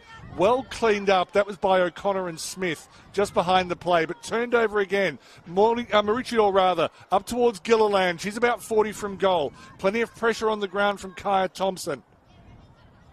Play breaks down with 30 from goal. Riley Guest, tell me what you know. Yeah, so that goal that we thought was scored after the siren at quarter time was actually not a goal because she went around the mark. Thank you very much. So I think it was Upston was the player? No, it was Laura Irvin, the one who I thought was Ebony Otto, and in the end it was in effect neither of them. I'll let you get your breath back as I'll call this next piece of play. Kicked away from Langmaid. Neither umpire called it, much to the consternation of at least one bench and possibly the size of relief of the other. Molly Ferguson, she's worked hard today and she really got loose in that 3rd term. Talia Smith attacked the ball, watched it go through her legs, back inside to Waldron, tried to turn her way through, rugby union style, didn't work. Moreton Bay have the free kick to Eloise O'Connor at left halfback. So they like to normally switch the ball or the corridor. It's generally Moreton Bay's preferred method of attack. They kind of stay the side on which the ball was. Some interesting hand passes, almost jumping up to give that one away. A little bit basketball-y, wasn't it? It was. Waldron wins it, learns a lesson from last time, throws it on the boot, and it'll set up for Moreton Bay. That's a nice torpedo. I thought it was Togs under that mark, going to take it. It was. Well identified. So a lot of players around the football. Nice hand pass to the sweeper out back, and then looking in border. They've done that so well today, the Lions. Played on immediately. And Davey with the don't argue and kick in the one motion. And the downtown free kick's been paid because I think the tackle on Davey continued after she'd released. But what skill in the moment. She's been very impactful on today's game. 3 goals. And it also had a big, important hand in setting up that last one just on the stroke of 3/4 time. And just between you and me, I'm not sure she's 100% fit either. Just incredible, really, then. As Moreton Bay have the ball at half forward. And the rush kick inside forward 50. Ferguson stripped of it. Now the shot on goal, Brady. No one forward of the ball. So plenty of time for the Roos to gather cleanly. But this wall that Moreton Bay have set up has been so effective today. Spare players behind the football. Hand pass forward. McCosker steps inside forward 50 she goes, but it's straight to Maroochydore player. That's Hayley Edgar in the bright orange boots, which almost match the tanning salon work on the skin. She's going to hate me for saying that, but it's true. Tognazini on the left wing. Marking contest from behind just went over the head of Bouchard. Waldron hits the deck and clearly got hands in the back from Thompson. Very well picked up by not Rowan Briggs. So Waldron with the free kick on the left wing. They've worked almost all their numbers behind the football here, the Lions. Well, they've got the lead, even if it's smaller than we thought. They knew. It was only us who were confused in the end, and by extension, the audience. So we apologise for that. It's all our fault. Well, cleverly knocked out of the contest underneath. Plenty of pressure from Rankin. They had to go back to go forward. And Langmaid had a decision to make there, and she ended up deciding not to wait for the lasso. O'Connor attacked Gilliland, legally, of course. Beautiful hands from Thompson at the back, and then came off Irvin out of bounds. It should just be the boundary throw-in, and is. Bit of bad news here for the Lions. Ebony Otto's been picked up by the trainer and the runner and lifted off the field. She's been immediately replaced by Anika Williams. She's actually okay. She's walking around, but clearly they must have decided something wasn't right if they had to lift her off. We'll keep an eye on Ebony Otto. Comes back out to Ferguson. The handball went wide to Rankin. The young guns combining. Ferguson found a bit of space behind the contest. Riley Guest shakes his head in admiration. Ferguson goes deep inside 50, looking for Gilliland! Over her head. Plenty of numbers behind the ball for the tricolours, and Woolett's able to play it out to the left. Nearly turned it over, and in fact had. Charis Tar had to stop her run in order not to give away the free kick. Back to Talia Smith, called a throw. Maroochydore will have a set shot. It will go to Billy Misson, who's shown us already in this match that she has a fairly decent set shot. Good pressure from the Roos. They're probably outnumbered, I think. They might have had a spare Moreton Bay, but the Roos players, Waldron and Misson, just kept attacking. They ran hard, didn't they? So Billy Misson, this set shot will be from about 35 metres. Looks to be a little bit aerial, may not have the distance, and it was just to the side. I think it did actually clear everyone because the defenders came in front of the goal line. Just a minor score, could be important in the wash-up. Even 2-goal game now. So the Lions, a lovely kick out of full-back. Spearing though, Mark dropped. Jordan. Hand pass to Misson. Shot on goal. Doesn't have the legs. It's across the face. What's the bounce like? Well, it's enough for the Lions to concede a point. And now it's 11 points, the margin. Yeah, Talia Smith, very experienced. I want to say Cairns Saints. She's certainly played up north. Forgive me if I've got the wrong club. But as I say, she's been the standout player for the Moreton Bay Lions. Actually, sorry, Lily Gilliland is down. Got something wrong with her back. You're right. She's been leaning over for the last 20 seconds. And although she hasn't hit the scoreboard today, she's been really impactful, helped create opportunities. Completely agree. In fact, I lie, she kicked it behind at the start of the third quarter. You meant goals. We all knew that. So. And a free kick again for a throw. It'll be going the way of the Roos. Waldron. Last time we had a QAFLW commentary game here at Neil Upton Oval was last year when Maroochydore came from 26 points down to beat Cooperoo. Won't be quite that gargantuan today, but they've got comebacks in them. So Rankin had a heap of players leading from the goal square, and it's out the back. Oh, it was well set up, well read by Waldron, in fact. All her teammates kind of ducked forward, and she, kind of like Misson's mark in the second quarter, had sat under it. But then the ball just seemed to roll or move further in the air over her head, and in the end it went out over the boundary line.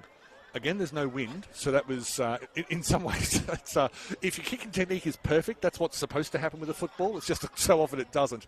I have a feeling that, with things like backs freezing up, as it just comes off the back of Jordan, looks for space, gets some kind of kick away, kicks to a none-on-3, strong tackle from Gilliland, squeezes out the back. Ball up. Just a ball up. Thanks for spotting that. The umpire was out of my field of vision. On it very quickly, umpire Briggs. He usually is. Has been for the last 20 years or so. Jordan won her own ruck. Got a kick away. There's no one in the goal square. It would need a bizarre bounce. Gap reduced to 11. That is an important behind because now it means that 2 straight shots will be enough. But yeah, when it's this cold, if you get a knock, you feel it a lot more than you do when the weather's a bit more comfortable. When's the last time you had a draw in the QAFLW, Daniel? Am I testing your memory too much by asking that? Not at all. Oh, that's a shocking kick, sorry. No, it was. But the last one I can remember was on this ground between Bond and Maroochydore in, I want to say, 2022. So it's been a few years. It's the margin's 10 points. As Cumberland pokes a kick in, not to the advantage of any of her teammates. So Misson goes back and gets it. That kick was to the right spot, and it's a bit of a chaotic kick. Gilliland now laying the tackle. The umpire calling a ball up.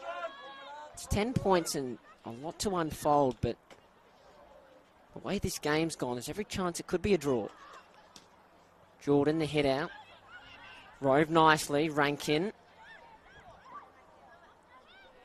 Dancing one way then the other. Oh, well done by Brady. Sat under the footy. Although her clearing kick wasn't the best, and it'll be coming back courtesy of Axel Oswald. Oswald does what she does, then kicks it down the throat of Davey. I think, was it those two had a foursome backs earlier in the match? Either way, it's ended now. through from McCarthy, goal scorer earlier, Talia Smith, who I would say has probably been their second best tonight behind Jess Davies. She's been almighty in defence. Comes up towards that looks like Upston. Knocked forward by Benson. It's into space. Foot race is on. Oswald looks to have it covered. She has support. Oswald ends up winning by the length of the straight. I did not mean to just compare Axel Oswald to a horse. She is not a horse. Tiana Anderson, who kind of did the flipping even though she was the one being tackled. That's an important win by Anderson, or at least gathered, because if Maroochydore got that ball, they were out. And looking at Moreton Bay's bench, Emily Otto looks like she's ready to come back on. Good to hear. Out the back towards Jess Davey. Has a bit of time and space to play in, uses it well. Kicks to a 2-on-1. Benson flew, ended up going over her head. Back towards Oswald, who's been important. Miss kick goes to Brady. Brady had a few decisions to make. Goes for the slalom run. Just got a handball through in the direction of Rue, and then cleaned up by Maroochydore behind the contest. Oswald trying to make an intelligent clearance, and even though that hasn't gone to hand, it has gone to space towards a limping player in the form of Bailey, not Bailey Wallace, of Ruma Cumberland. So she may have to make her way off the field shortly. You're going to look inboard. Needs to be a good kick. It is. Precise. Fernandez. She's also looking corridor. And that's where she goes. No mark. Brady there for the Lions. I'd have Brady in my top 6 for Moreton Bay tonight. Started the game well. Kind of went out of it in the middle, and then I think she's come back into this contest in the last quarter quite well. I believe the 4-quarter effort is a myth. Very few players actually dominate for 4 quarters, even best on ground in grand finals. So Ferguson the clearance. Moreton Bay had numbers, but the Roos keep the ball alive. And there's a free kick. Both umpires, you can see they're in sync. They're paying it in the back, going the way of the Lions. That was a beautiful bit of synchronised umpiring, that. We're hosting the Olympics in a few years' time. So Talia Smith, been very good down in defence today. The free kick. She knows her coach's plan so well. She executes that kick to perfection. Oh, is that going to be 50? It is. That's a poor moment of discipline by the Roos. Mark was taken. Ball was knocked out. You cannot do that. Trying to pick the player. Might have been Waldron, who was saying, well, hang on, it was just momentum. My arm was already coming down. What's happened has happened. Moreton Bay. Tar. Does look like Charis Tar. Had a good game. Should be close to being in the top 6 as well for the Lions. That's a good call. So Tar, the run-in, run-up from 45 to the hot spot. Ferguson. That's a good defensive mark by someone who's not normally a key defender. She's in her second game of QAFLW footy. She was best on ground from Maroochydore last week. And even though she had a bit of a slow start, or not the best kick coming out, good intercept mark taken by Kim Armstrong. Going back to Ferguson, she'd be close to being Maroochidore's best on ground again today. Agreed, particularly the second half. Natural left footer Kim Armstrong. So from just inside 50, a kick low, not a lot of height.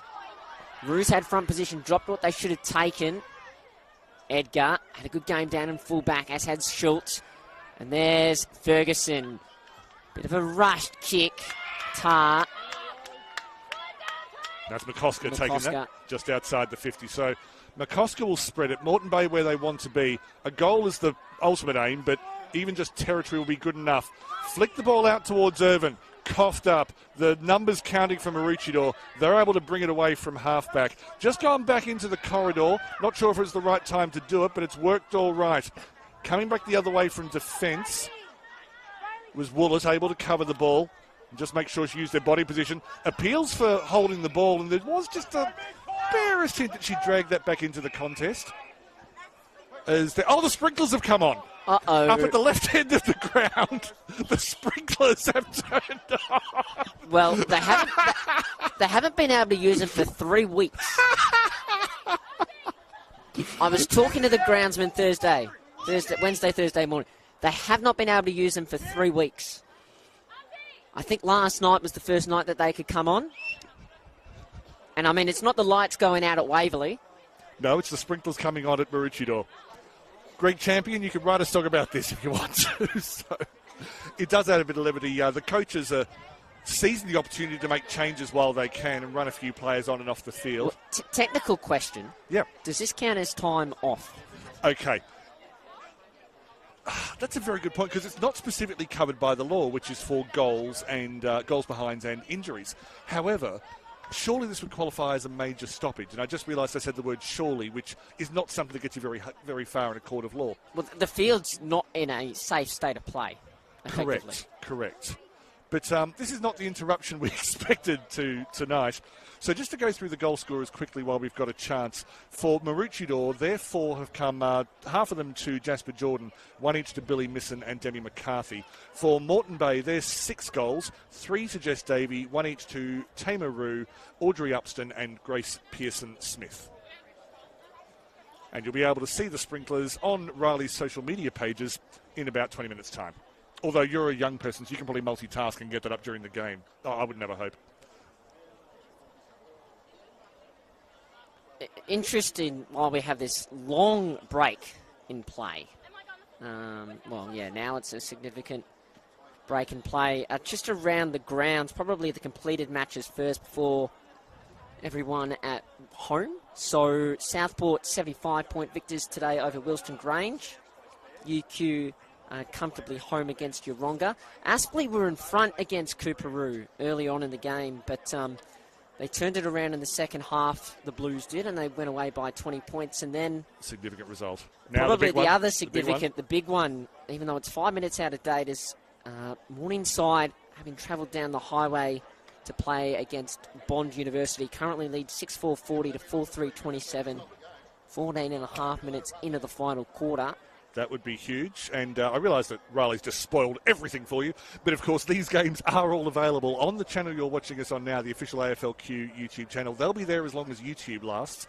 And I realise that Google have an awful habit of getting rid of technology as soon as people like it. But hopefully YouTube will be around for a while.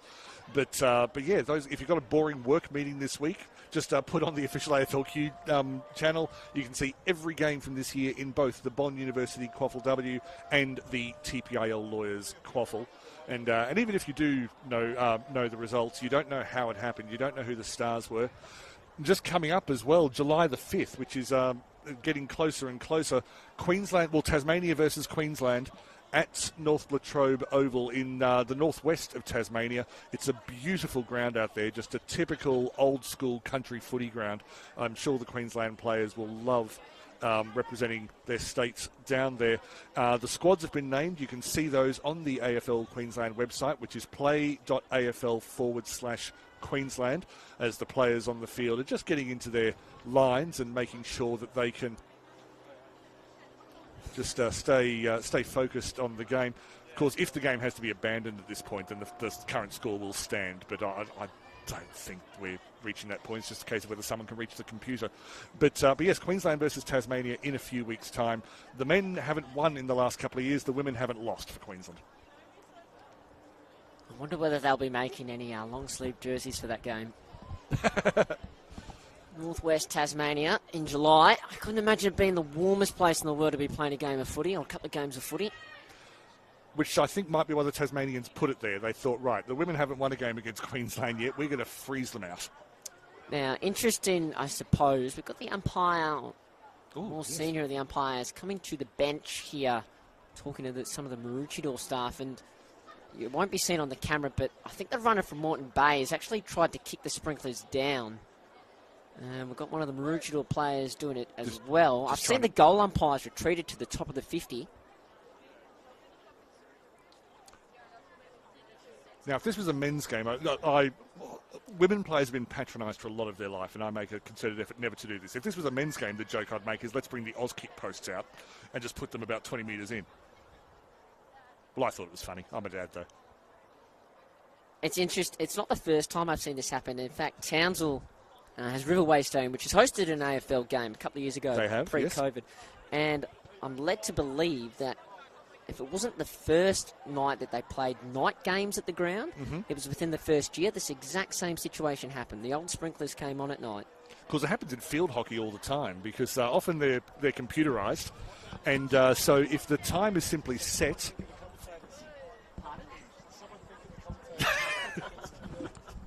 we get some sympathy from the Moreton Bay bench.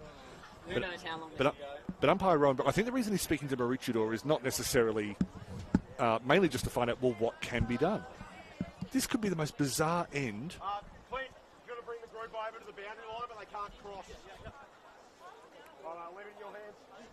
So Rowan Briggs just giving instructions about what players and coaches are and are not allowed to do while there's a stoppage of this nature. Essentially, the coaches can't go on the field and the players can't go off. But given that human speech generally has a range of more than a few metres, you are allowed to hold open conversation across the boundary line. So we may even, if our effects mic can pick it up, we may even just take a break from commentary for a few minutes and see what people can hear from the coaches down below us. I'm just wondering, in fact, when they do hopefully recommence play, how difficult it might be for players because it's so cold. Yep. In fact, I reckon I see there might be a Maroochydore player running around the far side of the field, might be going to the change room. That's Sophie Schultz. So maybe she's the one who holds the codes to turning off the sprinklers. There's always a funny story or two throughout the football season. We had the lights go out at the Gabba a couple of years ago. We've had the lights go out at Bond University Oval in the QAFLW last year, three-quarter time against Southport. Rather important game, that one, and the lights went off at three-quarter time. Or like 20 seconds to go before three-quarter time. And this might be the one for the 2025 season. Sprinklers still going here at Maroochydore. Of course, the other thing is that if play restarts, Maroochydore, who are behind, they need to score at that end. Suddenly they've got a wet field up there. Yeah. Which is going to affect them in attack. Also the Moreton Bay defenders, of course. Not on camera, but we've just had a spectator come onto the field and try and put his hands down. Actually, it is on camera because Fernando's all over it. Yeah, that didn't work. Under the best year. Look, good on him for trying. I think the point is that we want to see football, and this is just a bizarre circumstance. It's the we haven't had this level of women's football all that long. This is the 25th year of the Bond University QAFLW. We don't yet have scores of old women meeting in pubs around the country telling long stories and exaggerating their feats of yesteryear. This is going to be one of the stories that gets told over and over, I hope, when these women are the ones who are propping up the bar stools. So I reckon we've gone 7-8 minutes now. It was 14 minutes that had elapsed when this started. So, yeah, that's a very good internal clock you have, Riley. Thank you. Been working on that for a while. Well, I was trying to figure out how long there is roughly because it's a 2-goal game. Yes. 10 points. If Moreton Bay go down and kick a couple of behinds, you would think with time that takes the game out of Maroochidore's chances to win it. So they've probably got 5 minutes of action. I would agree with that because... give or take. Yeah, well, I mean, if we got to 14 minutes, take a minute off for each of the goals that were scored, which is 2. One to Davey, one to... Well, we haven't... We haven't had goals this I quarter. apologise. I had... And I didn't even update three-quarter time either. That's okay. No, I hadn't drawn on my piece of paper correctly. That's a bit amateurish, Daniel. Let's keep going. But yes, so you're right. We haven't had it. It could be only 3 or 4 minutes. We haven't had a long injury. But right now, there are people in the clubhouse over to the far side trying to work out, well, 2 questions. One is how to turn the sprinklers off, but after this it will be, who on earth scheduled for the sprinklers to go on a Saturday night when there's a Bond University QAFLW match scheduled? I don't know. I know they were scheduled to be on last night because last night was supposed to be the first night in which this field had had water for 3 weeks. Yes. And that's why, in part, it's so yellow. And it's not just this oval, it's all 4 ovals here at the complex. Oh, no explanation needed because, yeah, the Queensland weather has been bizarre this year. There has not been a season like this in Queensland for, probably, I've lived in southeast Queensland for nearly 40 years, and I don't remember it being firstly this wet and secondly this cold. Well, actually, the last 2 or 3 weeks with no rain, it's been awesome up here. We have had the cold, which hasn't helped.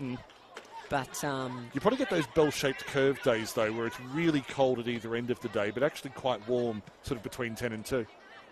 Oh, yeah, in the sunshine, it's awesome. Obviously, no sunshine here at the moment. But Moreton Bay they're pretty disciplined. They're doing a bit of hand passing in a couple of lines, and Maroochydore look like set up like a bunch of school kids. They've got a footy or two and having some casual conversations and moving around a bit lethargically. Well, they're staying relaxed. Someone decided that what Abby Rankin really needed was to be bowled over into the turf, so she's received that. Especially after copping her shoulder Covered a knock on the shoulder earlier in the game. But it has added a bit of levity to proceedings, and I think one of the good things about this game, it's been tense. It's been like both teams came into this match saying, hey, there's 4 points on the line here. We may just be able to grab them. And so, but it's been a very clean game. There's the free kicks have been given away for high tackles and over the shoulder. None of them have been swinging arms or going in with any real intent. It's just a moment where you leave the arm out hanging. It's, oh, whoops, I've given away the free. So it is good. I mean, first of all, it's generally typical of the Bond University QAFLW. But just getting some questions from Shane Dawes downstairs. Shane Dawes is just offering to be interviewed. I'm just getting for headquarters. It said, sorry, AFL Queensland is telling me keep that man away from here at all costs. So no interview with Shane Dawes today. but I do have confirmation, actually. The Bond University Morningside game has finished. And Morningside have earned second on the ladder. Bond have lost consecutive games. Up until last week, Bond University had not lost to a team other than Southport for about 15 months. And in consecutive weeks, they've gone down to UQ and now Morningside. What I will say is that this year, 10-team comp, 6-team final series, it does give you a bit of leeway to experiment during the season. If players need a rest, you can give them that.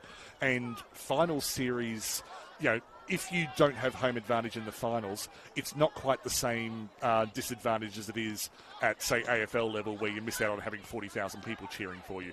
I hope that one day that's the case, but at the moment it's not. Tell you what, I can see on the field off to the right, Tracy Jones, a life member at the club, does a lot for the Maroochydore Roos. I think she was inducted last year, maybe even into the club's Hall of Fame, is on the phone. Now, I don't think she's ordering food for the canteen next week. Just don't think that's what that phone call's about. And also, this ground is no longer sponsored by a pizza company, so it won't be that. I think someone's going to be on the receiving end of a phone call at 7 o'clock on a Saturday night that they were not expecting.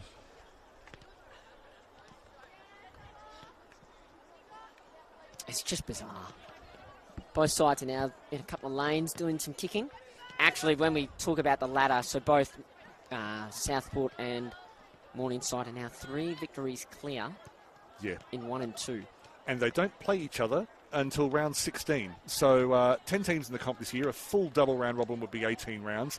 There isn't quite time for that, so 16. So it was determined that the new sides, Moreton Bay and Morningside, would only play last year's grand finalists once each. And just the vagaries of the draw and making sure that grounds are available and all the other considerations that the competition managers have to take into effect. It just so happened that Southport and Morningside will not meet until the final home and away round. And to be fair to Adrian Richardson, who does an absolutely sterling job running this competition, I don't think anyone foresaw that Morningside would go 9 straight. That's an incredible performance. And, Damien Richards, already a 2-time premiership winner with a new club with Cooperoo over a decade ago, doing it again with a side ranked only 2 Ks away. Just have Rowan Briggs here at the moment. So, no, we don't. Sorry, forget I just said. We're going to edit that part out later. But we are just finding out at the moment what's going to happen with this game. But, so the score here, well, it's on your screen. But as you can see, Moreton Bay leading Maroochydore. There are no games scheduled after this on the ground tonight, obviously. So what we are trying to work out is just how can we get this game restarted? That's the number one aim. At least it's happened most of the way into the final quarter and not, say, early in the first, which would have ruined a perfectly good day and also a big opportunity for these two sides. So Riley Guest, actually an employee of AFL Queensland. He's one of the development officers here on the Sunshine Coast. So he's just been whisked away to help resolve this issue. So we're down a commentator, and in fact, I think while there's no action, may just take a break from commentary at the moment. So if you have to watch this on replay, you'll be able to skip through this section. But at this stage, the sprinklers are on at the northern end of Neil Upton Oval here at Maroochydore. The score is that Moreton Bay are leading Maroochydore by 10 points. There are probably between 3 and 5 minutes of playing time remaining, and we are hoping to get the sprinklers off so we can resume this match in round 9 of the Bond University QAFLW.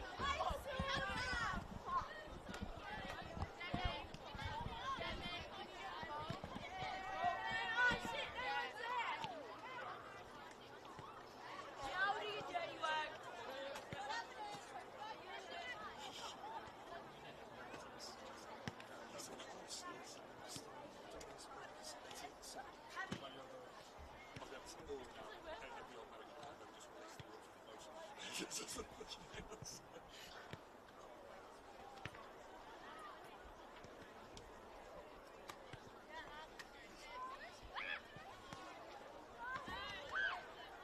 like a Colo trick, that actually.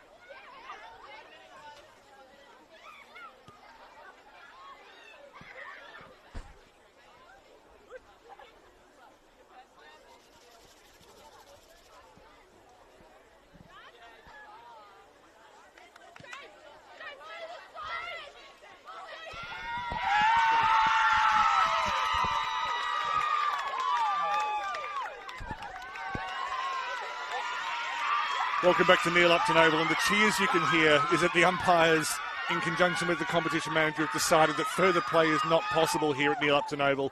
There were probably only 4 or 5 minutes left anyway, but it does mean that the Moreton Bay Lions have their second win of the season, 6-4-40. They've defeated Maroochydore 4-6-30. It was a high-quality game of football between two very evenly matched sides. Maroochydore will be disappointed, but they have the rest of the season in front of them, as do the Moreton Bay Lions, who just keep alive some slim finals hopes. Handshakes below us now. Congratulations to the Lions. On behalf of Riley Guest, who's been working hard to try to resolve this issue, my name is Daniel Viles. Thank you for your company this evening. This has been the Bond University QAFLW.